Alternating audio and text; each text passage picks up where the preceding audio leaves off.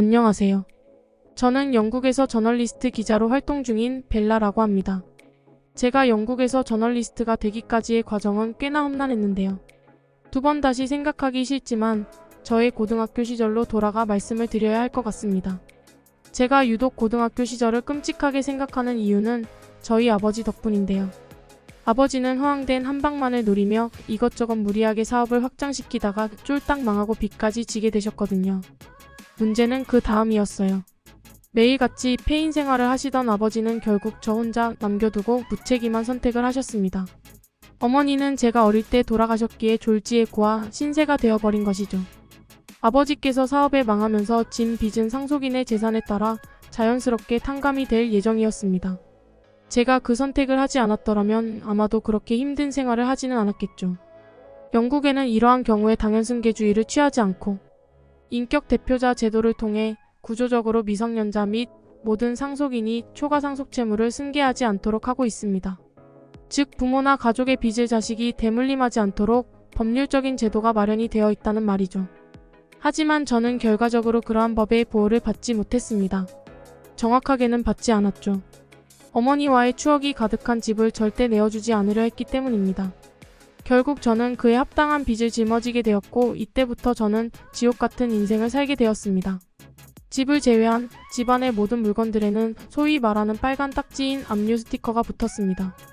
압류 스티커를 붙이러 다니는 사람들을 재산 압류인이라고 하는데 이들은 늘 경찰 제복 같은 옷을 입고 다니며 무표정한 얼굴로 시뻘건 딱지를 붙이고 다녀서 저에게는 지옥에서 내려온 공포의 대상처럼 보였습니다. 그러던 와중 허망한 얼굴로 너지 나간 채 집안 곳곳의 물건들이 빨간 딱지가 붙어 나가는 걸 바라만 보던 저에게 누군가 다가왔습니다. 재산 압류인이었는데 다른 사람들과는 조금 다른 느낌을 받았죠. 아마도 아시아 계통의 남자여서 그런 느낌을 받은 듯 했습니다. 마스크를 쓰고 무표정한 얼굴이었지만 왠지 따뜻한 느낌을 받았던 순간이었습니다. 그 남자는 저에게 편지 봉투를 하나 건네주었죠. 온 집안에 빨간 딱지들을 붙이던 재산 압류인들이 집을 나가고 나서 한참이 지난 후에야 동양인 남자가 건네준 편지 봉투를 열어보았어요. 거기에는 제가 전혀 상상하지 못했던 물건이 들어있었죠. 바로 현금 10만 원과 메모지였습니다. 굶지 말고 밥 항상 잘 챙겨 먹어라. 그리고 좌절하지 말고 앞만 보며 나아가라. 이곳에 가면 식당 하나가 있는데 아주 맛이 기가 막혀. 오늘은 아무 생각 말고 거기에서 식사를 해라. 이건 밥값이야. 결국 오늘 일도 나중에는 사소한 추억이 될 날이 있을 거다. 몇 자 되지 않는 내용이었지만 깊은 감동과 깨달음을 주었습니다. 저에게는 제 나이에 감당할 수 없는 금액의 빚이 생겼고 이건 순전히 제가 해결해야 할 숙제라는 걸 깨달았죠. 동양인 남자가 주고 간 돈을 가지고 메모지에 적힌 식당을 찾아갔고 식사를 했습니다. 한국식 음식을 파는 식당이었고 아무거나 달라는 저의 주문에 이름조차 알 수 없는 음식을 먹었습니다. 무슨 음식인지도 모르고 먹었지만 그 맛은 아주 훌륭했죠. 그 와중에 배는 고팠었나? 라는 생각을 하는데 순간적으로 울컥하면서 눈치 없이 눈물이 나오더라고요. 그렇게 저는 고등학교를 졸업하고 바로 생계 현장에 뛰어들었습니다. 온갖 허드렛 일은 다 찾아다니며 일을 했어요. 커피숍이나 식당 알바부터 청소부 일까지 하면서 하루하루 열심히 살았습니다. 하지만 어느 순간 이런 일들만 해서는 미래가 없다는 생각을 하게 되었어요. 수입도 수입이었지만 일 자체가 너무 불안정해서 일거리가 언제 사라질지 모를 불안함이 컸죠. 그러다가 어느 날 도로에서 화려한 카메라들과 그 카메라 앞에서 마이크를 들고 멋지게 브리핑하는 저널리스트 여성을 목격한 이후로 새로운 목표가 생겼습니다. 이때부터 허드렛일을 하면서 저널리스트가 되기 위해 제가 할 수 있는 일들을 병행했고 그 어느 때보다 힘든 시기였지만 악착같이 버티고 버텨 결국 방송국에 취업하는 데 성공했습니다. 방송국에 취직만 하면 고생 끝이라고 생각한 저의 착각은 첫날부터 무참하게 깨지고 말았죠. 그동안 육체적인 노동만 하던 저는 무조건 열심히만 하면 모든 것이 해결되는 줄 알았습니다. 하지만 노력만 한다고 모든 일이 해결되지는 않는다는 걸 방송국에서 일을 하며 알게 되었죠. 이곳에는 제가 배워나갈 것들이 산더미처럼 많았습니다. 그 말은 제가 모르는 것들이 천지에 널렸다는 말과도 같았어요.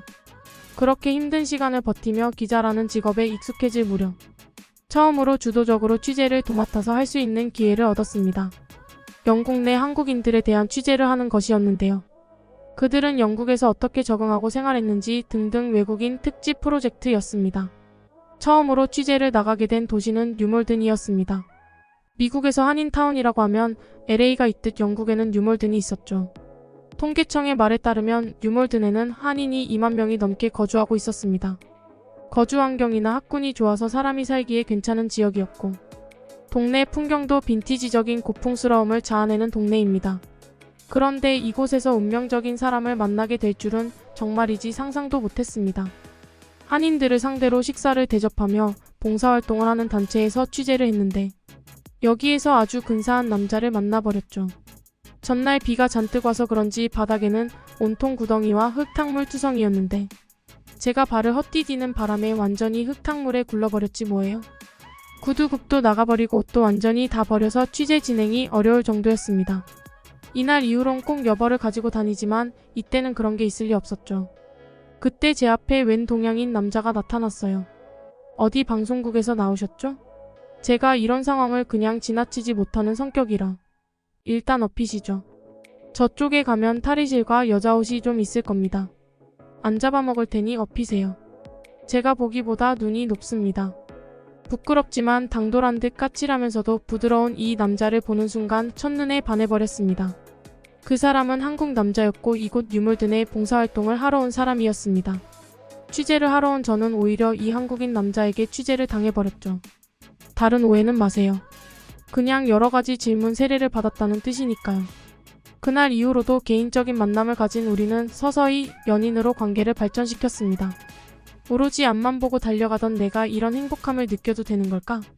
아직 빚도 다 갚지 못했는데 연애를 해도 되나? 행복함을 느끼는 요즘이지만 그만큼 걱정과 불안감도 커졌습니다. 그게 저의 현실이었죠. 그러던 중 저를 아주 당황스럽게 만든 그 사건이 일어나게 되었습니다. 한국인 남자친구와 레스토랑에서 식사 약속을 잡았던 날이었죠. 약속 장소에서 우리는 평소와 같이 행복한 시간을 보내고 있었습니다. 그런데 웬일인지 오늘은 남자친구의 행동이 조금 이상했어요. 불안해하는 것 같기도 하고 조급해 보였죠. 오빠 오늘 무슨 일 있어? 다른 약속 있는데 나 만나는 거야? 초조해 보여. 제 말이 끝나자 남자친구의 표정이 조금 바뀌었어요. 무언가를 결심하는 듯한 표정이었죠. 그리고 이내 레스토랑 실내는 저희 테이블 쪽 빼고 모두 불이 꺼지고 남자친구가 제 앞에서 한쪽 무릎을 꿇으며 저에게 반지를 건넸어요. 저는 정말이지 연애고자였습니다. 이런 걸 전혀 눈치를 채지 못하다니요. 남자친구는 저에게 청혼을 하는 거였어요. 그런데 너무 당황스럽기도 했고 지금의 제 처지의 결혼은 아니라고 생각해서 거절을 하고 말았습니다. 평상시에도 남자친구를 정말 사랑했지만 지금 저희 상황 때문에 결혼은 무리라는 생각을 늘 했었거든요. 그러다 보니 반사적으로 거부 반응을 일으켰던 것 같아요. 아직도 억대 빚이 있는 주제에 이렇게 착실하고 좋은 사람에게마저 그 짐을 전가하고 싶지 않았습니다. 이렇게 좋은 사람과 연애를 하는 것도 사실 저에게는 사치였는데 결혼은 또 다른 차원의 사치라고 생각했어요. 부부가 되면 서로 하나가 된다는 말이니까요. 오빠 미안하지만 결혼은 힘들 것 같아. 오빠한테 말하지 못한 비밀이 있어. 나 그렇게 건실한 여자가 아니야. 지금은 우리 서로에게 그렇게 좋은 타이밍이 아닌 것 같아. 미안해. 그 이후로 저희들은 각자의 시간 속에서 바쁜 일상생활을 보냈습니다. 결국 그렇게 자연스러운 형태로 이별을 하게 되었죠. 저는 다시 앞만 바라보고 악착같이 돈이 모이는 대로 빚을 갚는데 최선을 다했습니다. 3년이라는 시간이 흘렀고 마침내 빚을 모두 갚았습니다. 돌아가신 어머니와의 추억이 고스란히 담긴 집을 저 스스로 지켜냈죠. 지난 세월들을 돌이켜보니 그동안 어떻게 그런 세월들을 견뎠는지 새삼스러웠어요. 고통스럽고 긴 인내의 시간이었죠. 빚을 청산하여 어머니의 추억을 지킨 기쁨과 그동안의 고통. 들이 주마등처럼 스쳐 지나가면서 눈물이 왈칵 쏟아졌습니다. 한참 눈물을 쏟아내었지만 마음이 편해지지 않았어요. 텅 빈 공허함만 느껴졌죠. 심지어 우울감마저 느꼈습니다. 그동안 제가 살아온 인생은 오로지 빚을 갚기 위한 인생이었다는 걸 깨달았습니다. 빚을 갚은 순간 그동안의 제 인생이 모두 사라진 것 같다는 생각에 공허함을 느끼게 되었던 것 같았어요. 하지만 그 공허함 속에서도 유일하게 빛나는 것이 하나 있었습니다. 제가 사랑했던 한국 남자. 그 사람이 생각났어요. 사실 제가 빚이 있다는 사실을 알게 된 남자친구가 자신과 같이 해결하자며 모든 것을 포용하려고 했었습니다. 하지만 저는 끝까지 고집을 부렸고 결국 이별을 하게 된 거였죠. 빚은 청산했지만 제 곁에는 이제 그 사람이 없었습니다. 그래. 사람 인연은 타이밍이 중요한 거야. 그 사람과 나는 안 될 운명이었던 거지. 잊어버리자. 제 마음을 애써 부정하며 그 사람을 잊으려고 노력했습니다. 그리고 빚을 청산한 기념비적인 날에 저는 다 헐거워진 메모 쪽지 하나를 가지고 식당으로 찾아갔습니다. 제가 고등학생 시절 억대 빚을 지고 집에는 온통 빨간 딱지가 붙던 그날 압류집행인 동양인 남자가 10만 원의 현금과 함께 저에게 건네주었던 식당 주소가 적힌 메모지였습니다. 그날 무슨 음식인지도 모르고 울먹이며 식사를 했던 그 식당에 도착한 저는 제 눈을 의심했습니다. 그곳에는 익숙한 모습의 동양인 남자가 식사를 하고 있었습니다. 제가 사랑했던 한국 남자. 저만큼 그 사람도 놀란 듯 했습니다. 우리가 연애 시절 때에도 같이 온 적 없는 식당이었기에 이곳에서 만날 줄은 상상도 못했죠. 이날 우리는 많은 이야기를 나눴고 오늘의 만남이 우연이 아닌 필연이라는 생각이 들었습니다. 그 사람은 가끔씩 고향이 그립거나 우울할 때 그 식당을 찾는다고 했습니다. 아무래도 고향이 그리울 때면 그 나라의 음식을 먹는 것만으로도 도움이 되잖아요. 그런데 그 사람이 제가 가지고 온 메모 쪽지를 보더니 얼굴색이 변하는 거예요. 알고 보니 그 쪽지는 자기가 과거에 압류집행인 일을 할 때 어떤 여고생에게 주었던 메모지라고 했어요. 맞습니다. 그 여고생이 저였던 거예요. 저와 남자친구는 한동안 서로의 얼굴만 뚫어져라 쳐다보면서 말을 하지 못했습니다. 그리고 잠시 뒤 약속이나 한 듯 식당이 떠나가라 웃었죠. 그 한국인 남자는 지금 저희 집 안방에서 잠을 자고 있습니다. 제 남편이 되었거든요. 지금은 이 남자와 결혼하여 제가 그토록 바라던 평범하지만 행복한 일상을 누리고 있습니다. 이 남자를 다시 만나고 다시 꼬시기 위해 얼마나 노력했는지 몰라요.